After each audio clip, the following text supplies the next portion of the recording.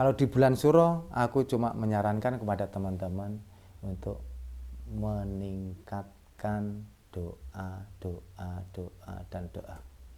Seperti tingkatkanlah doa. Yang dulu katakanlah males-malesan, sekarang harus rajin. Tingkatkanlah doa. Walaupun hari-hari juga harus ditingkatkan. Tapi yang paling bagus di bulan Suro ini ditingkatkan lebih baik. Sakderenge nglajengaken mirsani video sakjangkepipun, kula aturi kapurih nutul tombol subscribe supados boten ketinggalan video salajengipun. Kagem kemanfaatan video menika, monggo dipun like, komen, lan ugi share. Mugi panjenengan sedaya pinaringan seger waras, bejo donya bejo akhirat, rahayu rahayu rahayu sagung dumadi.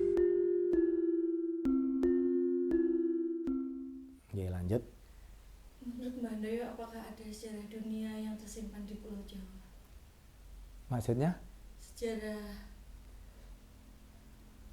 rahasia, maksudnya ada rahasia tersendiri bagi negara-negara lain. Kenapa mereka sampai tertarik kepada Jawa? Oh iya, sampan pernah punya cerita atau dengar cerita Atlantik yang hilang, benar nggak? Iya.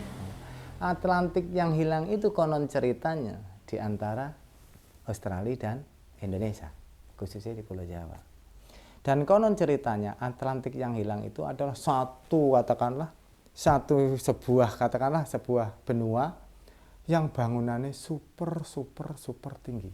Maksudnya tinggi orang kok orang dhuwur panda. Maksudnya cara kebudayaannya sudah sangat tinggi. Itu bahasa cerita. Tapi kalau bahasa saya sendiri, Atlantik yang hilang itu adalah Pulau Jawa. Makanya orang dulu bilang ini adalah Pulau Setan. Iya, ini adalah Atlantik yang hilang. Apa yang dikatakan pondasinya dah tinggi, bangunannya dah modern, ya kebudayaan kita ini besi ditemukan neng donya tahun 1800 sekian gitu ya, besi. Tapi empu-empu Jawa dah belum tahun itu sudah menemukan, dibuatlah bilah keris, tombak dan lain sebagainya. Makanya Jawa ini mau diakui atau tidak, itu adalah Atlantik yang hilang dan muncullah menjadi Pulau Jawa. Makanya kita mempunyai kebudayaan pasti luar biasa. Coba dibanding dengan yang lainnya. Katakanlah sejuta barang, sejuta bahan dikumpulkan menjadi satu kesatuan Kleningan. Nah, coba pirang nggon kae, pirang macam kae disatukan, ditabuh bareng menjadi sesuatu yang sangat indah. Kleningan lek dirasakne iso ngayemne pikir, tentrem atine, tentrem uripe, dibanding dengan jiwanya keras dan bergejolak. Ora eneng wong nanggap wayang gelutan, nggak aneh, karena memang notabene musiknya Kleningane menyejukkan hati. Coba kalau yang rock wah gelut malah jiwanya bergejolak. Ini loh yang membuat kenapa Jawa itu Jawa nih. Karena dari segi Kleningane sendiri aja sudah menghipnotis kita. Makanya di Rusia, di luar negeri sana banyak orang yang suka Kleningan. Ya, satu contoh di Jogja sana banyak yang kuliah seperti itu, kesenian Jawa. Itu contoh bahwa budaya kita itu lebih dibanding negara yang lain. Tapi dengan berjalannya waktu itu sudah kayak punah. Makanya dengan adanya channel jenengan yang membangun tentang ini, khususnya tentang kejawen, itu saya ucapkan puja dan puji syukur. Mudah-mudahan Piper Kediri semakin membesar. Jangan pernah patah semangat ataupun patah arang. Karena patah semangat itu ibarat patah arang, gampang tugel. Selalu kuat dan kuat. Harus selalu punya motivasi. Itu harus. Karena tidak ada sukses yang gagal, adanya sukses yang tertunda. Karena sukses perlu proses. Nah, prosesnya piye? Ya ana sing brangkang, ana sing maju, ana sing mundur, ana sing nyamping. Itu proses. Kalau kita tetap betah menjalani kanthi ikhlas hati, aku yakin semuanya akan berjalan dengan baik. yakin itu. Karena apapun harus diyakini. Tanpa diyakini semua nggak jadi. Nah ini gimana, paham? Paham. Sekarang kita lanjut ini Mbah. Kan ini mau mendekati suro, kita Suro. Ya suro. Oke, diminum monggo.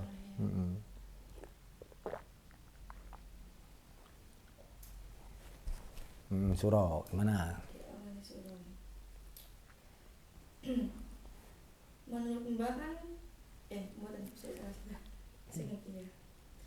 setiap malam suro banyak warga yang melakukan selamatan di jalan seperti di perempatan. Nah itu kanggo napa to Mbah? Mereka ngugemi seperti itu. Nggih, jadi gini. Banyak versi yang berseliweran di sana sini. Banyak pemahaman juga wes beda-beda di sana dan di sini. Tapi kalau saya pribadi nyapo kok selamatan suro. Suro itu kalau nenggone Islamiyah kono ya, Islam lah katakanlah. Itu kan tahun baru ya. Tahun baru Islam. Nah, karena kita itu mayoritas ning Jawa itu juga pemeluk agama Islam. Mayoritas loh ya, mayoritas pemeluk agama Islam. Ya karena tahun baru ya berarti kenapa harus selamatan? Bukan harus sih, ada yang selamatan di perapatan, ada yang tak tahu di mana tempatnya. Itu cuma satu harapannya. Di tahun yang baru kita buang sial di masa lalu, di tahun yang kemarin. Kita bangun narasi yang baru dan menjadi kenyataan di tahun yang akan datang. Dengan harapan kalis ing sambikala. Apa to kalis ing sambikala? Ora neng alangan siji apapun. Makane banyak orang yang selamatan neng perapatan dalan. Perapatan dalannya apa to? Kan perapatan dalan. Namanya perapatan dalan yang jelas satu secara logika. Itu adalah tempat penyeberangan, lalu lalangnya orang. Kalau sudah lalu lalangnya orang, otomatis di situ lalu lalangnya rezeki. Karena tanpa ada orang tidak ada rezeki. Itu jelas. Jadi kalau sudah ada lalu lalangnya di situ, nyapa kok selamatan di perempatan jalan dengan harapan satu, kita nyelamati diri kita berserta saudara kita yang lahir maupun yang tidak lahir. Itu karena perapatan itu mesti papat ngene. Lek telu berarti pertigaan gini, lek perapatan begini. Saudarane awake dhewe iku ya papat. Kakang kawah adi ari-ari, kakang barep adi uragil sing mertapa ning gone dasare bumi. Lek ning gone arep kono sokabat papat, ora kok 5 sokabate papat. Makane dijawantane ning gone perapatan dalan. Ben kalis ing sambikala itu lho, Nduk. Terus gimana?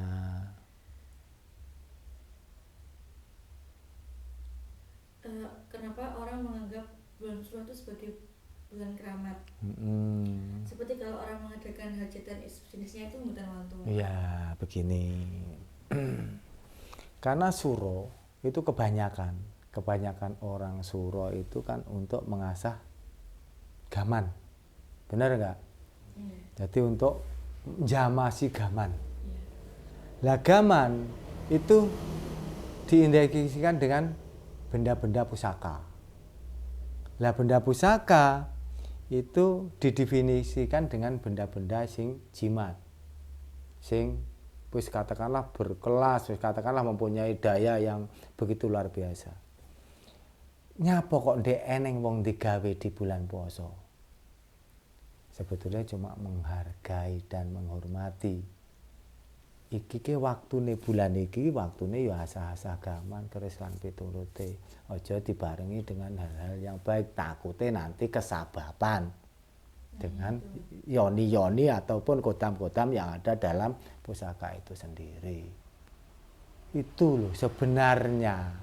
Bukan ndak boleh, tapi kurang bagus. Karena kita hidup itu adalah pilihan, ya kita harus memilih mana yang terbaik di antara yang baik. Kalau masih ada yang terbaik, nyapo nggak goleki sing terbaik. Nah, ini loh. Ngene iki aslinya seperti itu. Kuwi aslinya. Jadi bukan ndak boleh, boleh. Cuma kita sebagai wong Jawa menghargai lah ataupun menghormati. Iki jane bulan suro iki kanggene tinggi ngasah gaman. Lah gaman itu identik dengan yoni. Jangan-jangan nanti lek wong digawe yoni ini ngrusui. Sebab lek jenenge jamasi gaman, kuwi yonine ditokne kok gaman itu sendiri. Itu. Tapi lek ditokne kok nggone gaman otomatis kan yo nang ndi ku sanu jangan-jangan nek wong digawe ngrusui. Nah, itu. Ya ceritanya seperti itu sebenarnya. Jadi nggak boleh sembarangan ya. Bagi Jadi kan bahas tentang kodam itu tadi. ya. Ciri-ciri kodam yang ini, yang sudah menyatu kepada diri seseorang itu beripun? Itu kodam dari apa? Dari pusaka atau dari? Yang pusaka tadi kan dengan bahas ya, pusaka. ya. Kodam itu sebetulnya begini. Sang empu memberikan kodam itu sesuai dengan pemesannya. Ibarat jenengan itu seorang pedagang. Suruh empu untuk membuatkan keris untuk dagang. Ya tentu doanya itu adalah untuk berdagang. Jadi yang dinamakan kodam itu sebetulnya adalah doa yang disematkan kepada barang itu sendiri. Itu disematkan, disuruh manggon nang kono, dan disuruh piye amrih lemu dagang itu lancar, ora nang ngalangan apa-apa, ya selalu untung. Ini tujuan sang empu. Enggak ada orang sang empu itu membuat sebuah keris tidak sesuai dengan pemesannya, itu enggak ada.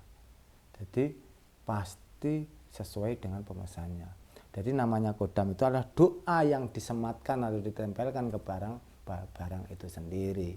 Dan contoh-contoh kodam yang kita kenal sinkron dengan kita, pemegangnya, itu ditandai dengan aura yang ada di sekitaran pemegangnya. Kalau auranya itu tetap santai-santai saja, terus selalu nyaman, ora pernah cerah, itu berarti kodamnya cocok dengan yang punya. Kalau kodam yang cocok, itu pasti hawanya itu selalu panas, selalu pengen tukaran, seandainya berdagang ya selalu bangkrut, rugi, dan lain sebagainya. Kalau sudah seperti itu, ya sudah, pegangannya dilepas. Berarti nggak cocok untuk diri kita. Ini kalau namanya kodam. Kodam itu sebetulnya bukan demit, bukan jin. Itulah doa yang disematkan kepada pusaka itu sendiri. Nah doanya apa? Ya doa sang empu kan sesuai dengan pemesan. Nah itu namanya kodam seperti itu. Banyak orang identik bilang kodam itu demit, jin. Enggak ada. Namanya doa itu kalau terkabulkan disematkan ke situ, ya bisa aja nanti berubah jadi apa, berubah jadi apa, bisa. Enggak apa-apa. Iya, jadi kalau kita katakanlah sang empu bilang, nduk, apa le, apa mas, kang, iki suk, kodame engko lek eneng katakanlah kaya wong membo iki, terus mak kliwer sampean menengae karena iku isine daripada pusaka itu. Iya, ya tinggal sang empu itu loh mewujudkan apa dulunya. Nah, karena doa itu bisa diwujudkan apa-apa kalau sifatnya entah itu di besi ataupun di batu itu bisa. Tapi si empu selalu ngomong sama si pemesan gitu. Ya jelas, iya, pasti. Makanya setelah sang pempunya, yang punya itu sudah meninggal atau gimana dan sebagainya. Banyak orang kan menanyakan kepada orang yang mengerti tentang pusaka. Iki gawe apa to, Mbah? Atau apa? Terus anune piye karena tidak ngerti, karena punya juga sudah mati, yang pesan juga sudah mati.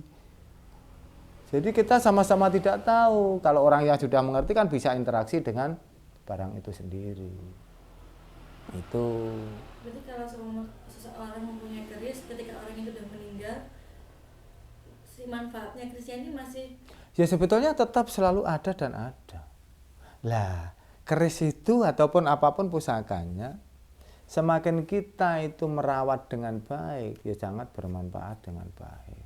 Kalau kita nggak merawat dengan baik, ya tentunya bagaimana akan baik, ya nggak mungkin akan baik.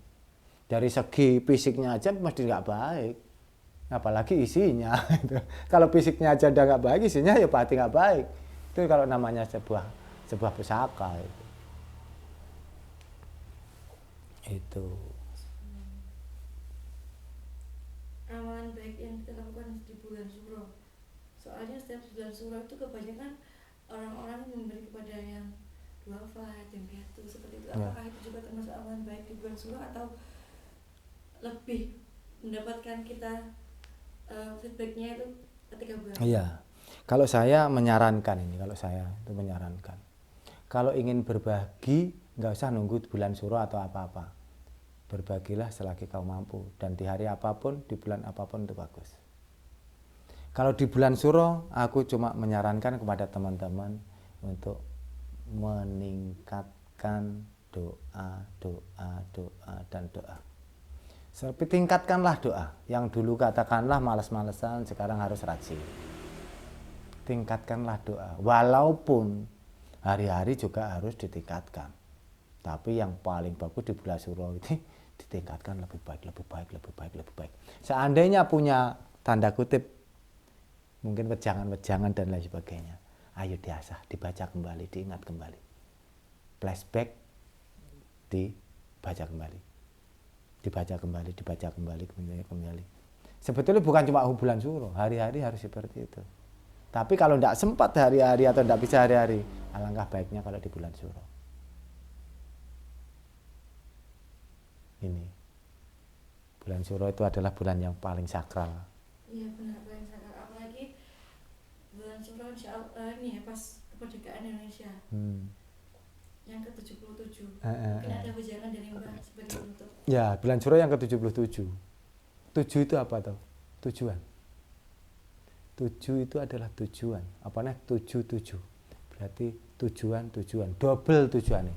Ayo ditingkatkan doa kita, penyuwunane awake ditingkatne. Ayo ditingkatkan dan ditingkatkan. Dengan harapan apa? Tuhan akan cepat mengabulkan permintaan kita. Jadi segala daya upaya kita itu cuma berserah diri kepada Tuhan. Sambil kita berusaha dan berdoa. Ojo lali selalu ikhlas hati dalam meniti hidup. Lek wis semuanya kita kerjakan, kita pasrah dan berserah diri kepadanya. Ini loh yang dibilang berserah diri yang paling benar, dan ini akan mendatangkan keajaiban yang luar biasa. Betul itu. Bisa dipraktekkan, bisa dinyatakan kalau nanti oret-oret di bawah, di komen. Ya terus, sampun? Ya. Sebagai penutup yang tadi berjalan dengan di kemerdekaan Indonesia ini. Kemerdekaan Indonesia? Yang ke-77. Ya, kan yang ke-77. Ya. Ini kan kemerdekaan Indonesia yang ke-77. Semoga Indonesia semakin maju, semakin jaya, bukan cuma di udara, tapi di dunia. Ayo, warga negara Indonesia bersatu padu menjaga NKRI ini dengan semangat juang 45. Indonesia merdeka, merdeka, merdeka. Bukan cuma merdeka dari penindasan, merdeka dari kemiskinan. Ini yang utama. Untuk itu, mungkin cukup sekian dari saya bersama Bibar Kediri, dengan harapan pendengar dan penonton di luar sana tidak memilih suku apapun, semua yang ada di sini jangan lupa subscribe. Karena dengan subscribe tentunya Bibar Kediri bisa menjalankan tugasnya lebih baik dan lebih baik. Mungkin rahayu, rahayu, rahayu, kalis ing sambi kala. Matur suwun. Terima kasih. Nggih, nggih.